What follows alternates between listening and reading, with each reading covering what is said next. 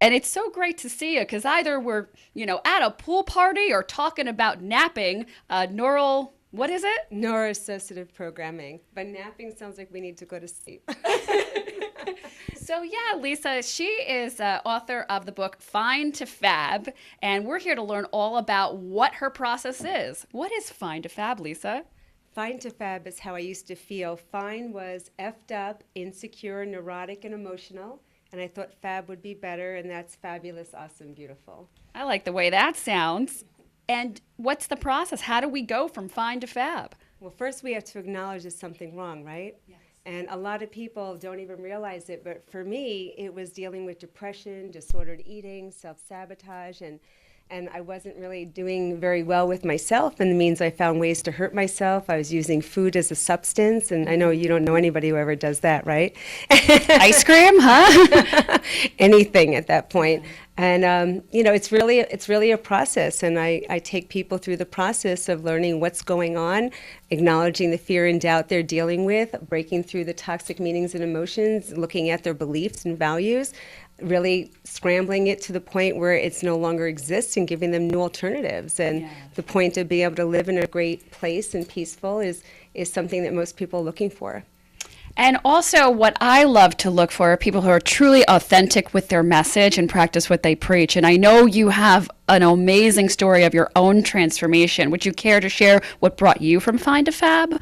Yeah, absolutely. So my story is, this was never a means of me doing this. This was never part of my goal saying when I grew up I'm going to be helping people. As a matter of fact, I thought that this was a curse.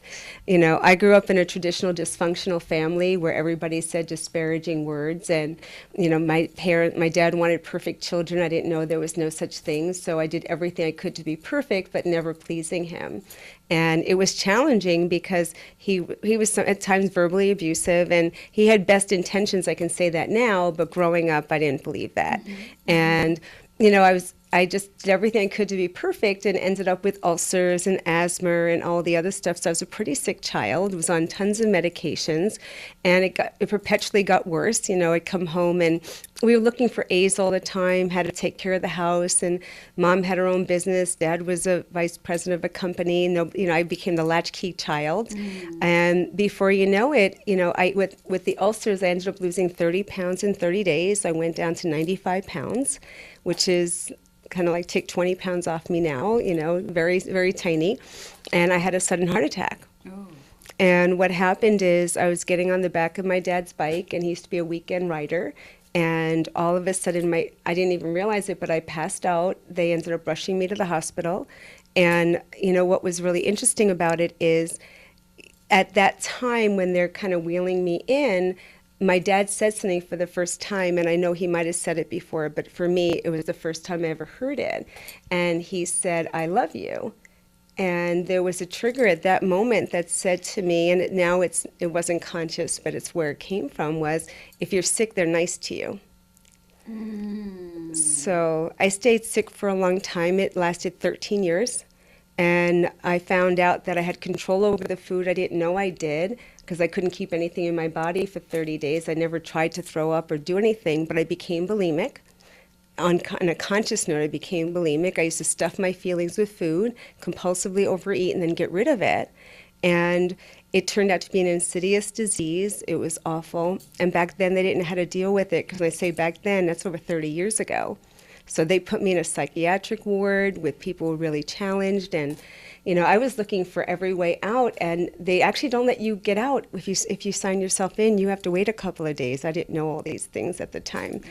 And it was just such an experience, and like I said, this was never a path I thought I would be taking, but what happened is they didn't know how to treat it, and everybody was working on the symptom, not the problem. They were working on the food. They were working on, stop the eating, stop doing that, and, through years of therapy, OA, Overeaters Anonymous, I did everything I could. I kind of white-knuckled. I never was able to get a handle on how to stop this. Yeah. And all it was for me is, what's wrong with me? I kept thinking, what's wrong with me? And I kept searching. I mean, I spent a fortune after college. I went to every course. We were talking about Deepak Chopra. You and I share the interest in him. And whether it's Deepak, or I met Tony Robbins, or it was somebody else, Guru Singh, it didn't matter. I was looking for an answer because nothing else traditionally was giving it to me. And it was because of another doctor who introduced me to Tony Robbins that I actually finally got help. And it's now 21 years of abstinence from binging and purging. And 13 years of all those programs and stuff never helped me. But 21 years I've been abstinent, and it's been amazing. The story most people didn't know was where all this came from. And it wasn't just my growing up. It was, I was 16 years old, and I wasn't allowed to date. Were you allowed to date when you were 16? Oh, I was a rebel. Okay, well, I could have been, but it wasn't going to go very well with my father. My mother would let me out. So I told my mother I was going out, but we weren't allowed to tell my dad. And the boy was 2 years older than me, and he came to pick me up at my parents' home, and he took advantage of me, unfortunately. And when I told someone what happened, I was told, don't tell your dad, he'll be angry at you. So I interpreted that as I did something wrong. And it turned out that I internalized that 16 to 18. Now you can see where the ulcers came from. And then 18, an employer attacked me. I was a competitive dancer for Arthur Murray as a ballroom dancer while I was going to college. And the employer asked me to come down and give him the music. And he had a towel when I showed up. And he jumped me. Unfortunately, I got out of the room. And what was interesting, I was at I forgot the ski resort where we were competing in Jersey. It used to be the Playboy Club, remember? Well, it's now Mountain Creek, I think. Yeah. But what happened is I ended up telling my dad, and my dad wanted to kill him. So it's so funny how we told the story like I did something wrong, and then when something else happened similar, it was completely the opposite that would have happened. Right. But I lived with these fears all my life, and I internalized them, and I ate over it. Like I did something wrong and all the other stuff. And you think about how many other people do that. Something happens, you give it a meaning, and all of a sudden it becomes your whole course of direction in your life, and you miss out on so much. So this is kind of like where this all came to is, here, that was a journey I went through, that was my fine journey. And the FAB was the fact of recovery, and then realizing there are other people doing that and we need to help them. That's what happened. Well, I was very moved when I heard your story for the first time at the New Jersey Power Team meeting, the Tony Robbins Power Team meeting. And, just like, thank you so much for sharing with the viewers about how you chose to be victorious instead of victim of your circumstances. I really admire your resiliency to put yourself out there to empower other people by putting it into your own terminology from fine to fab and just, again, living authentically through that. So thank you again for sharing. Thank you. It's funny because one of my lines I use all the time is to live an authentic life, happy, healthy, and free. Yes. Because authentic is a big thing. When you're in that mode and you're playing a victim, which I played very well for a long time, you're actually, you're powerless, and you're not even being real to yourself because you're trying to please everybody and pleasing no one, including yourself. So authentic comes to the point of when you finally accept yourself where you're at. I know many people out there can relate to a lot of the tidbits that Lisa just said in her story, but what I really like that we pinpoint on is what is the root cause? Because one of the holistic beliefs is that it all comes down to, what we're harboring in our belief system and, change your thought and change your mind, and that changes how we express ourselves in the third dimensional reality. So I know that your book touches a little bit upon that, and in a sense, is definitely a tribute to holistic lifestyle approaches. Could you talk a little about that? Sure. And, the idea, we got to look at the words belief. In the middle of the word belief, there's a word, it's lie. Lie! Yeah, I love that you always remind me of this stuff. It's the lies we tell ourselves. I mean, we tell ourselves these things. We tell ourselves, I'm not pretty enough, I'm not smart enough, I'm not rich enough, whatever it is. And, the universe doesn't know the difference from fact and fiction, and you get exactly what you put out. But here's the piece that you need to know. Our unconscious mind doesn't know the difference from fact and fiction. So if you tell it that enough, it will actually work. This is the job of the unconscious mind, to do it faster and easier. So if you say something over and over again, it wants you to get there faster and easier. You're reminding it, and I'm going to make sure it's true because I want Dr. Wren to be happy. So if she keeps saying that, I'm going to give it to her. Yeah. And we have to be careful what we put in there. And there's not one lie that we can prove. And that's, one belief we can prove. So we need to understand that, when you're growing up, by the time you're 5 years old, 55% of your beliefs were formed by well-meaning guardians and parents. And what they were doing is, think about it, they told you don't talk to strangers. Now, at 5, that was great advice. But as an adult, you cannot be interviewing me because if you didn't know me, you couldn't interview me because I'd be a stranger. See, it doesn't work when we get older, but out of the context. But we learn these things, we grab these beliefs, we hold them on. I call them hand-me-down beliefs, like I'm going to hand me down the clothing. Yes. I'm going to give you my beliefs, I'm going to give you my fears, I'm going to give you everything that I have that I'm carrying that doesn't serve me. You're going to try it on, and when you're young, you're going to think you have to wear it. Yeah. But then you don't realize when you get older, you can take it off and put on your own. Right? And we miss that. And that's really what happens to most of us when we try to live a life that somebody else told us to live, like our parents.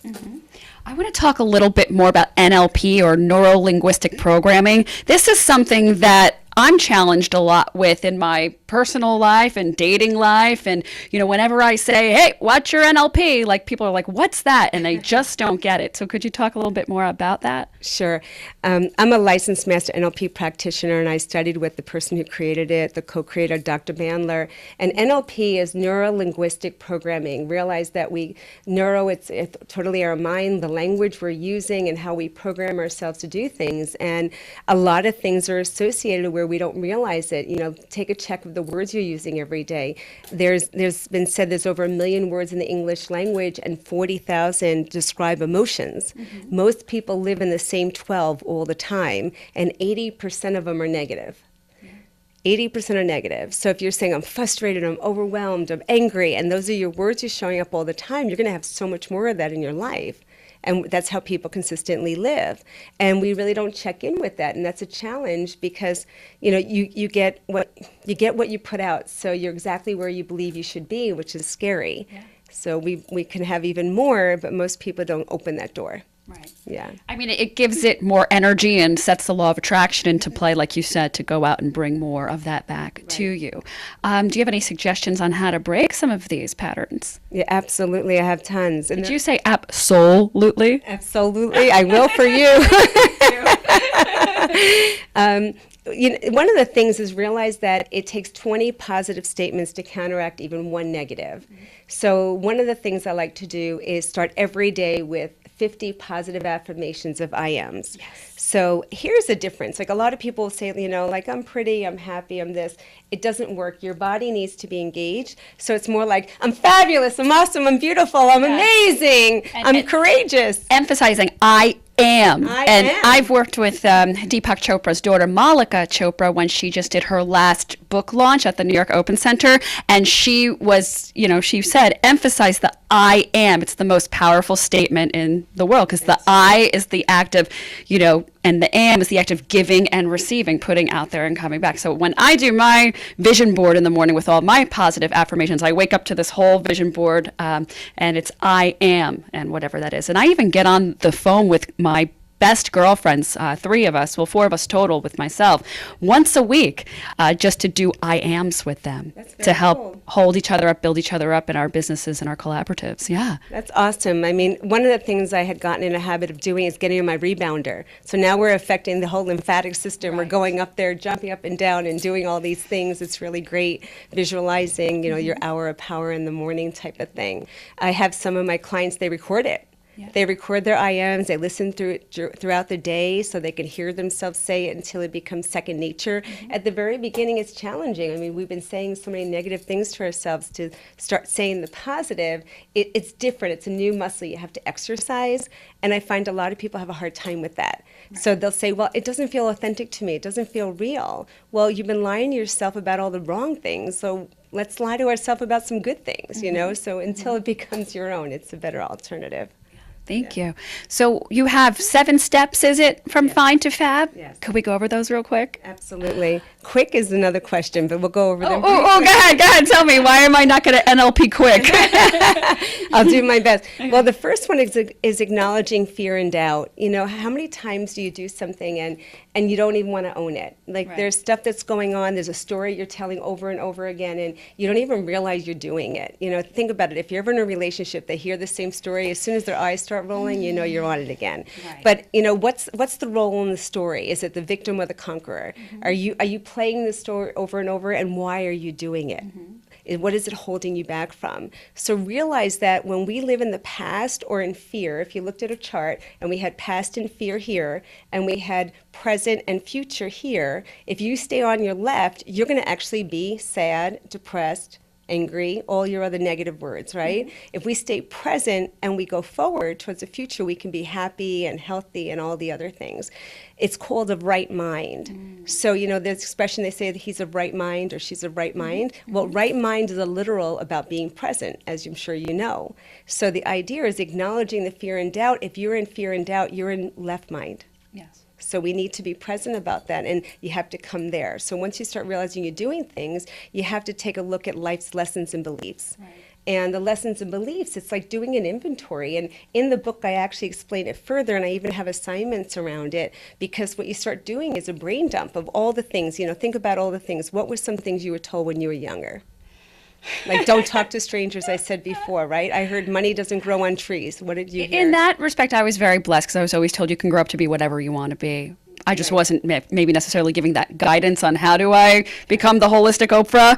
But no, I was very encouraged in that respect. But yeah. Well, some that you might have even heard with other people, like they'll say, like I never can get a break, or no, it's not made for people like me, or I have to have gone to a school to be able to be somebody so great.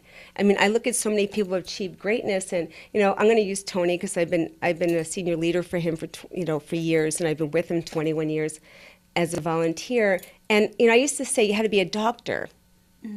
You're a doctor, right? And you look at Tony, he's not a doctor, but how many millions of people has he helped? Right. But there are rules around things, right? Yeah. So when we look at our lessons of our beliefs and the values and the rules we put, we have to see, are they serving us? If they're not serving us, then the third step is we have to look at breaking through the toxic meanings and emotions. Like, where did this come from, and how do I break it?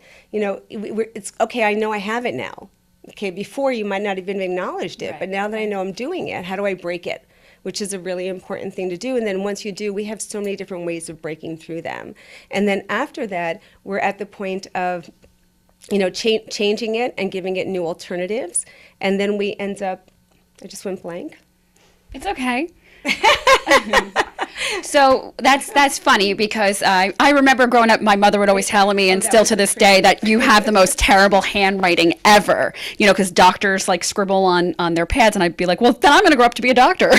There you go. So to flip it around. But also one of the biggest blessings too was in one of my long-term relationships when I was working for Motor Vehicle Commission, I'd come home from work and just go into the story. Oh, we ran out of paper clips and there's no windows and this person yelled at me and da da da da da.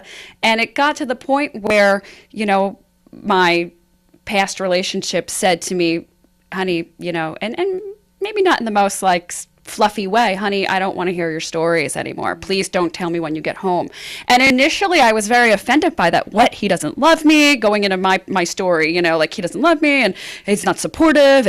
But just thinking about it, it's like coming home day after day after day, the toll that was probably taking on him to be present to listen to me, but also it was a big, huge blessing in disguise because then I wasn't giving it that energy anymore. Yes. And I still have some family members actually that work for the commission, and I hear what I used to do whenever they get together, like they go into their stories and I kind of cosmic giggle and say, I can relate, I understand, but at the same time, how far I've come just by, transmuting that to other things and going after, I'm going to meditate this off today because my beloved doesn't want to listen to me. At first, that's what it came down to. It was like, he's not going to listen to me. I'm going to meditate then, fine, whatever. But then it got to, that became my new normal. And then it began to transmute, and I didn't look at it as that saying, this is weird, this isn't comfortable. It became, okay, well, this is what I need to do today, ground and transmute it. And that's actually great. When I had gone through all the hospitalizations, my mother used to tell everybody. And this is a funny story. I mean, it was funny to me. I was in an eating disorder unit with all these people. I used to binge on all kinds of foods, whatever it was, but Chinese was my favorite food.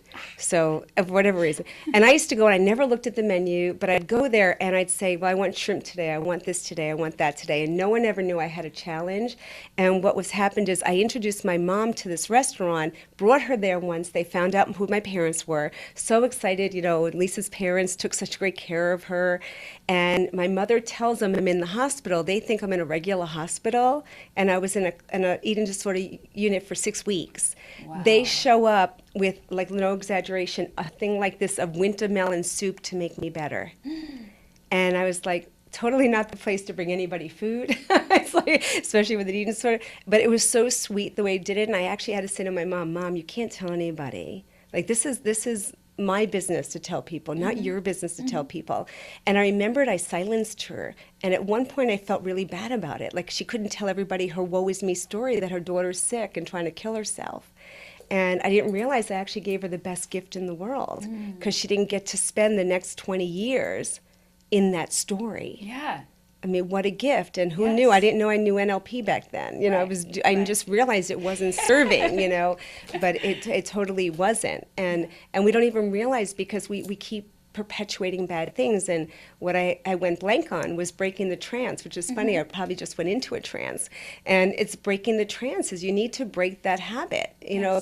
And the trance is because we have that automatic knee-jerk reaction. It's like we just do it automatically. Do you ever drive your car, you don't know how you got there, you got home, and you were like, just, how did I get here? You weren't even thinking about it. You did it automatic.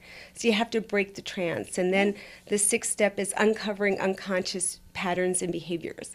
Unconscious, like, how would you do that? Realize that we work only 10% on our conscious mind, the rest is unconscious.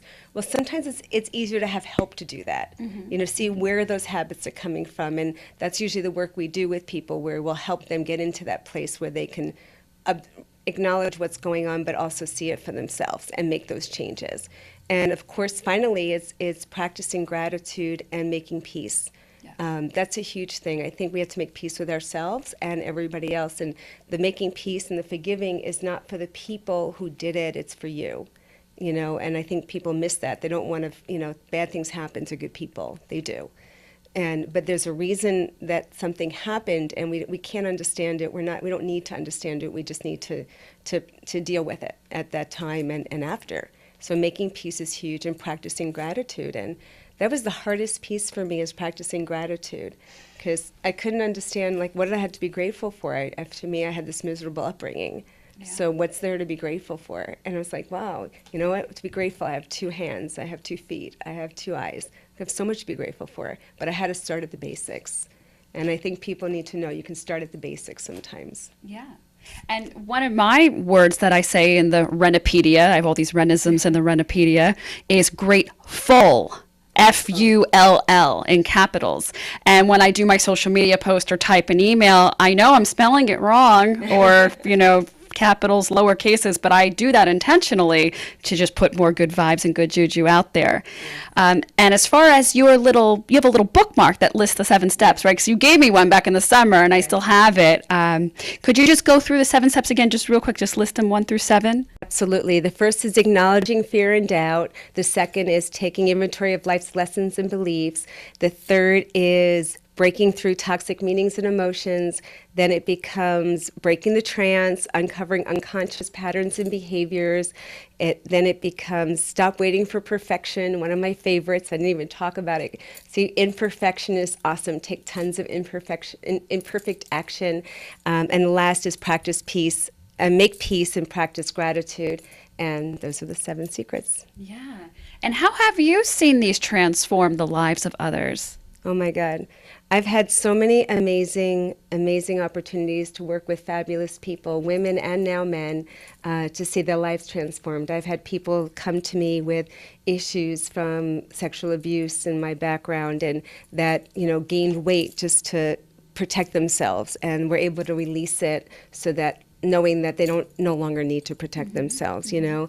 I've had people come to me with issues with their kids, and thinking their kids just were ungrateful and not happy, and what it was is they were such perfectionists, they became militants at home, and the kids were rebelling, and didn't realize the same thing, is that when we learned where all these rules were coming from, what we were doing, not just to ourselves, to others, we've seen family relationships transform.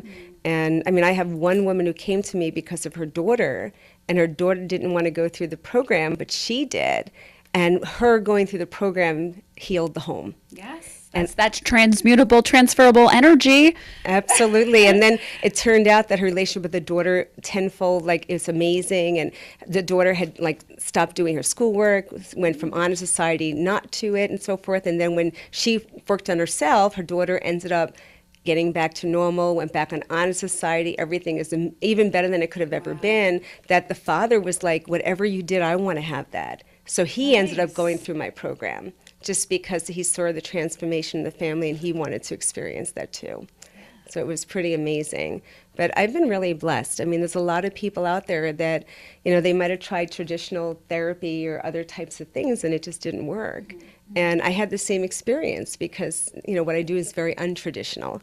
And I like untraditional because it's more fun. More fun, you bet. And the holistic approach, I mean, you know, that's your specialty.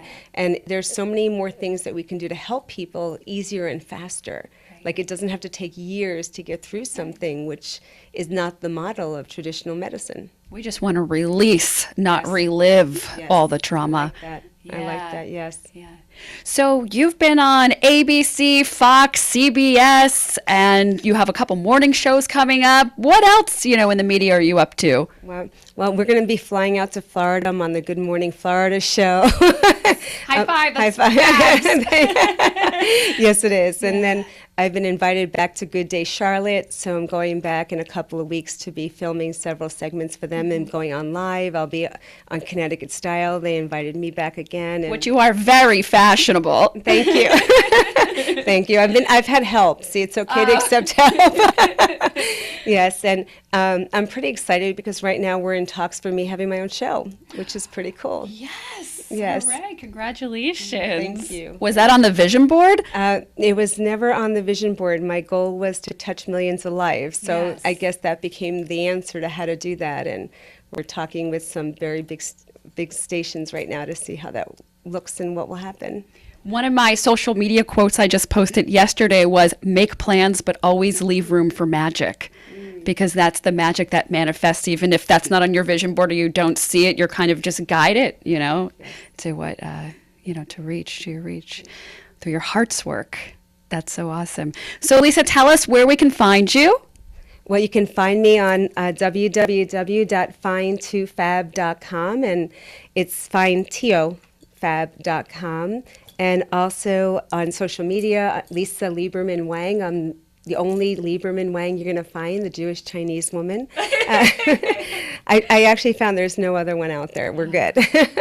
Which your beloved is a wonderful speaker as well. He is. He's amazing, and I'm really fortunate to have him. So yes, and we have a special offer for your followers. Okay, let's it up. So if you actually just mentioned that you were here, we can make it even easier. Go to www.find2fab.com/Dr. Ren, DRREN. And we're going to offer a free consult to see if and how I can help you. It's at a $500 value. So thank you so much. It's really generous of you. Maybe we can all be chilling at your pool party next summer. Yeah, absolutely. We do fundraisers for the charity. I started the Find to Fab Foundation to help minors, children, and disabled avoid years of shame, blame, and therapy. And we do events every year, and we also get to go into schools and institutions to help those people early on, do workshops so they don't have to deal with all the stuff that many of us had to. Again, Lisa, thank you so much for coming out today. I wish you the best of luck in continuing the Find to Fabulous success stories. And smooches, think again next time.